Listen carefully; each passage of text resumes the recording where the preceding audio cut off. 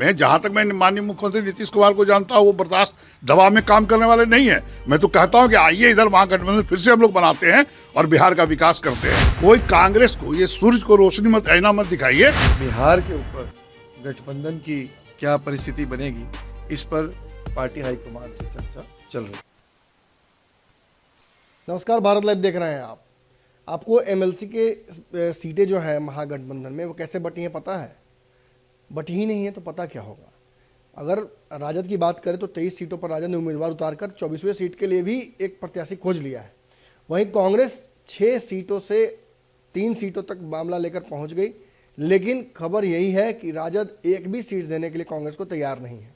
अब कांग्रेस और राजद का गठबंधन तो एक तरह से टूट ही गया है, लेकिन जो चर्चाएं थी वो ये थी कि लालू यादव से बातचीत करने को लेकर कांग्रेस के नेता बिहार के आशान्वित थे। कांग्रेस का शीर्ष नेतृत्व भी लालू यादव से बातचीत कर एक रास्ता निकालने की बात कर रहा था, लेकिन लगातार जो बिहार के कांग्रेस के सीएलपी लीडर हैं अजीत शर्मा, बिहार के प्रभारी हैं, या फिर राज्यसभा सांसद हैं अखिलेश सिंह, या फिर बिहार प्रदेश अध्यक्ष कांग्रेस के मदन मोहन झा, ये सब लोग वहां पहुंचे। काफ़ी दिनों तक वेट भी किया, लेकिन लालू यादव ने मीटिंग से इनकार कर दिया। बात सीधी है, जो बात तेजस्वी यादव अब कर दे रहे हैं, लालू यादव उस पर मौन समर्थन दे रहे हैं। लालू यादव के द्वारा दिए गए मौन समर्थन के चलते कांग्रेस भी खासा नाराज है। अब कांग्रेस और राजद के बीच जो लड़ाई है वो काफ़ी आगे बढ़ गई है। अजीत शर्मा ने जो प्रतिक्रिया दी उससे लालू यादव को भी झटका लगेगा। उन्होंने सीधे तौर पर कहा कि लालू प्रसाद यादव और तेजस्वी यादव के बीच संवादहीनता हो गई है। लालू यादव को तेजस्वी यादव बाईपास कर रहे हैं और हमारे साथ जो गठबंधन है उसे लालू यादव ने बनाया था। अजीत शर्मा ने कहा कि ऐसे नहीं चलेगा, या तो गठबंधन दोनों जगह होगा या कहीं नहीं होगा। आरजेडी अपने सुविधा अनुसार गठबंधन चाहता है। अजीत शर्मा ने कहा कि आरजेडी के कारण ही विधानसभा में उपचुनाव में गठबंधन नहीं हुआ और दोनों सीटों पर हार मिली। आरजेडी ने विधान परिषद के चुनाव में 23 सीटों पर अपने प्रत्याशी उतार दिए हैं और बाका एक सीट पर उम्मीदवार खड़े करने की बात चल रही है। कांग्रेस विधायक दल के नेता अजीत शर्मा ने बयान देते हुए साफ तौर पर कहा कि जहां एक तरफ लालू यादव साथ चलने की बात करते हैं, वहीं तेजस्वी यादव अलग हो जाते हैं। पार्टी के विधायक मुकेश रोशन ने कहा कि कांग्रेस को शब्दों की मर्यादा का ख्याल रखना चाहिए, ऐसी भाषा का प्रयोग नहीं करना चाहिए जिससे कटुता बढ़े। कांग्रेस सीटों का दावा करती है वो कर सकती है, लेकिन सब कुछ लालू यादव को तय करना है। वहीं अब बिहार में ये स्पष्ट हो गया है कि विधान परिषद के चुनाव में कांग्रेस और आरजेडी को आमने सामने होना होगा। कांग्रेस विधायक दल के नेता अजीत शर्मा ने सीधे तौर पर कह दिया कि कांग्रेस उत्तर प्रदेश में तो चुनाव लड़ ही रही है बिना गठबंधन के, बिहार में भी इसके लिए अपनी तैयारियां कांग्रेस ने शुरू कर दी हैं। यहाँ तक कि ये जो लड़ाई है वो पूरी तरीके से अब दूसरा रुख लेने लगी है। वहीं इस पूरे मामले पर कांग्रेस विधायक दल के नेता ने यह भी कह दिया कि पटना में अलग बीबी और दिल्ली में अलग बीबी अगर राजद रखना चाहती है तो ये संभव नहीं होगा, ऐसे में तलाक होना तय है। यानी कहीं ना कहीं जिस तरीके से तेजस्वी यादव पर यह हमला है, लालू यादव पर हमला है, ये तो है ही, साथ साथ कांग्रेस ये भी इशारा कर रही है कि आने वाले समय में एक जो बड़ी बैठक होनी है राजद की, जिसके बाद फैसला राष्ट्रीय अध्यक्ष को लेकर भी लिया जाना था, जिस पर लालू यादव ने कहा था कि ऐसा कोई बात नहीं है, अभी जो राजद है उसका कमान मैं संभाल रहा हूं और तेजस्वी को यह कमान देने की अभी कोई बात ऐसी नहीं हो पाई है। और इसी पर अब कांग्रेस का दावा है कि ये भी लालू यादव को पता नहीं है, अंदर ही अंदर तेजस्वी यादव ने तय कर लिया है कि वो कमान पार्टी की अपने पास रखने जा रहे हैं और लालू यादव की एकाएक छुट्टी हो जाएगी बिहार की राजनीति से हमेशा के लिए।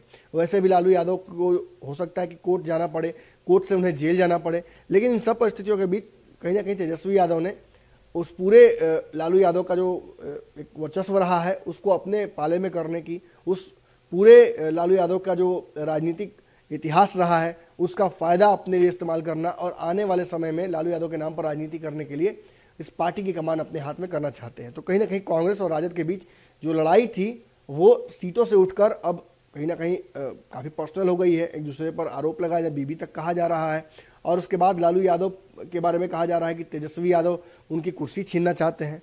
तो इन सब पर राजद का रिएक्शन क्या होगा ये भी देखेंगे, लेकिन फिलहाल ये तो तय हो गया कि अब ये दोनों पार्टियां एक दूसरे के खिलाफ चुनाव लगातार लड़ेंगी। तो ये तो आपको उनसे पूछना चाहिए ना। उन्होंने कहा है कि महाराष्ट्र से 31,000 करोड़, बिहार बंगाल से 21,000 करोड़ रुपया बिहार को अधिक दिया गया है, फिर ये विशेष राज्य का दर्जा और विशेष पैकेज की मांग क्यों की जा रही है? लेकिन आप बिहार की हालत देखिए, आप लोग सबसे बिहार के ही हैं, क्या हालत है? नीति आयोग का रिपोर्ट क्या है? 52.9% लोग गरीबी रेखा के नीचे हैं। क्या कोई रोजगार मिल रहा है? कोई कल कारखाने खुल रहे हैं? और वो उसमें एक उन्होंने ये भी लिखा है, आप लोग शायद नहीं पढ़े हैं, कि एक मंत्री शहनवाज हुसैन जी उद्योग लगाने के लिए प्रयासरत हैं और पैसा नहीं दे रहे हैं। तो आखिर उनके जो डिप्टी सीएम, दो डिप्टी सीएम उनके, आदरणीय तारकेश्वर प्रसाद जी हैं, आदरणीय रेणु जी हैं, इसका मतलब वो फाइनेंस वित्त विभाग भी उन्हीं के पास है। आखिर पैसे कहाँ जा रहे हैं, ये तो उनको सवाल जवाब देना चाहिए। सिर्फ बोल रहे हैं कि माननीय मुख्यमंत्री नीतीश कुमार क्यों मांग रहे हैं।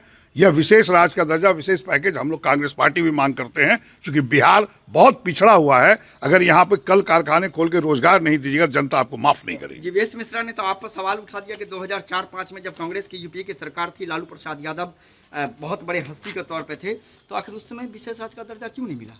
इसका मतलब कांग्रेस और राजद नूरा कुश्ती खेल रही विशेष राज्य के दर्जे। देखिए, कोई नूरा कुश्ती नहीं खेलता है, वक्त के हिसाब से हम लोग चलते हैं। कांग्रेस पार्टी, हम लोग भारतवर्ष को 1947 से आज़ाद कराने के लिए क्या क्या विकास किया, सामने में नहीं। क्या रेल यही स्थिति थी आज़ादी के समय? हवाई सेवा यही था? PSUs जितने खोले गए रोजगार के लिए, क्या यही था?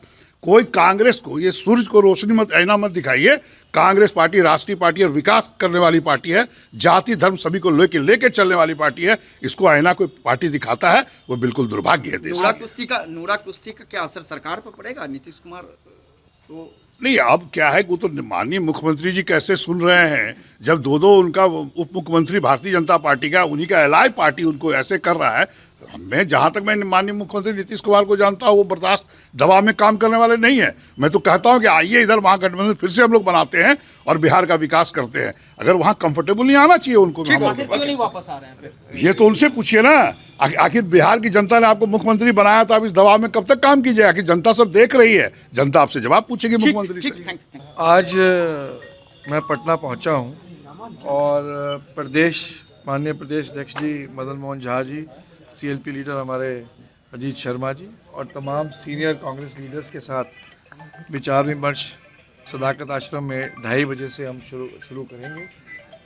24 सीट विधान परिषद की वैकेंट हैं और उन तमाम सीटों के ऊपर किस प्रकार से राजनीतिक फैसले या कैंडिडेट्स के बारे में क्या चर्चा की जानी चाहिए, इन तमाम मुद्दों पर हम कांग्रेस पार्टी की तरफ से ऑब्जर्वर्स की नियुक्ति हम आज करेंगे और कल उस सूची को जारी करेंगे। ऑब्जर्वर्स की जो रिपोर्ट आएगी 2400 सीट पे, उस रिपोर्ट को हम अपनी सीनियर लीडरशिप, पार्टी आला कमान के सामने प्रस्तुत करेंगे और जो पार्टी आला कमान के निर्देश होंगे उनका पालन किया जाए। बिहार में महागठबंधन फिनिश माना जाए? देखिए, ये गठबंधन के इश्यूज़ पे फैसला पार्टी हाईकमान करती है और सेंट्रल लेवल पे हमारा गठबंधन जारी है। बिहार के ऊपर गठबंधन की क्या परिस्थिति बनेगी, इस पर पार्टी हाईकमान से चर्चा चल रही है। ऑब्जर्वर के रिपोर्ट के बाद ही आप? निश्चित रूप से पार्टी के अंदर डेमोक्रेटिक प्रोसेस है, प्रदेश कांग्रेस कमेटी प्रस्तावित करती है और पार्टी हाईकमान हमेशा फैसला करता है। तो प्रत्येक MLC कॉन्स्टिट्यूंसी की क्या राजनीतिक स्थिति है, इसके ऊपर डिटेल्ड रिपोर्ट जो है वो ऑब्जर्वर्स के माध्यम से हम लोग मंगाएंगे और वो रिपोर्ट सीनियर लीडरशिप के आगे रखी जाएगी दिल्ली में, और जैसा दिशा निर्देश लीडरशिप के होंगे उसको फॉलो किया जाएगा। अगर ये वीडियो पसंद आई और वह बिहार के राजनीति और बिहारियत से सरोकार रखेनी तो सब्सक्राइब बटन दबा के चैनल के सब्सक्राइब कर ली। ओजे एगो घंटी बा, ओकरा बटन दबा देला से कुल सटीक और मारक खबर रुआ मुफ्त में मिल जाई। अगर रुआ पत्रकारिता के हमनी के नया प्रयोग में सहयोग कर चाहतानी तो ज्वाइन बटन दबा दी। पेटीएम नंबर नोट कर ली 9386816700। धन्यवाद।